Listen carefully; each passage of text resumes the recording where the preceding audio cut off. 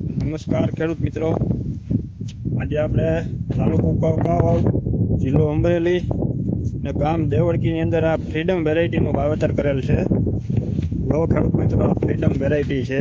અત્યારે હાલ બહુ વરસાદની અંદર આ વેરાયટી સક્ષમ ઊભી છે.